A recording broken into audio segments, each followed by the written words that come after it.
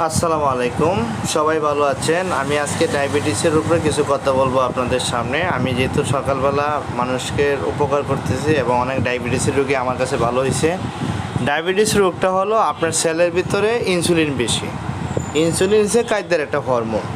আপনার হরমোনাল খাবার বেশি খেলে ডায়াবেটিস হবে। ভাত, রুটি, কলাতে 100 করে ইনসুলিন আছে, আলুতে 120, গরুতে 56, মুরগিতে 7, 14, হাঁসে 7।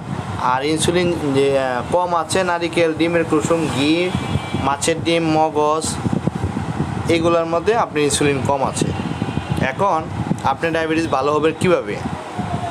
আমাদের সোডিয়াম বাইকার্বনেট দিয়ে, লেবু দিয়ে, একটা সকালে পানি দিয়ে ঘুম থেকে উঠে একটা পানি খাবেন, শরবত, সেটা খায়া হাঁটতে যাবেন, হাইটে আইসা টক দই দিয়ে পান্তা খাবেন, দুপুরবেলা স্বাভাবিক খাবার, সন্ধ্যার পরে রাতের খাবার শেষ করবেন।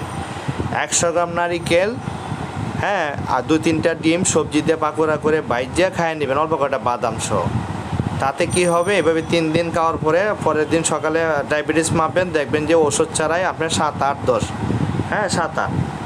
এরপরে আপনি এভাবে চলতে থাকবে। 15-20 দিন যাওয়ার পরে 1 কোটা বাইকার্বনেট খাওয়ার পরে যখনই আপনি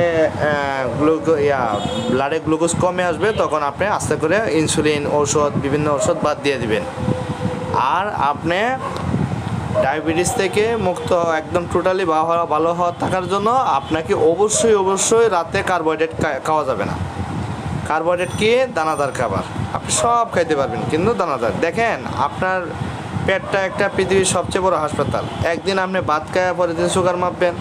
একদিন আপনি নারিকেল, ডিম, বাদাম খাওয়া সুগার মাপবেন। যেটাতে আপনার সুগার কমাইব, এটাই আপনার চিকিৎসা। দর্শক, আপনি যদি ওষুধ দিয়া ডায়াবেটিসের চিকিৎসা করেন, তাহলে আপনার সেলগুলো ড্যামেজ হয়ে যাবে। সেল ড্যামেজ হলে অর্গান ড্যামেজ হবে, অর্গান ড্যামেজ হলে আপনি শেষ। এই জন্য খুব সাবধান। ডায়াবেটিসের রুগীরা অবশ্যই ডায়ালিসিসের রুগীরা ফলো করবেন। আর ডায়ালিসিসের রুগী যে সিনিয়র ডায়ালিসিস, তারা ফলো করবেন, কারণ ডায়ালিসিসের রুগী বেশি দিন বাঁচে না। এই সে বিষয়। ভালো থাকবেন।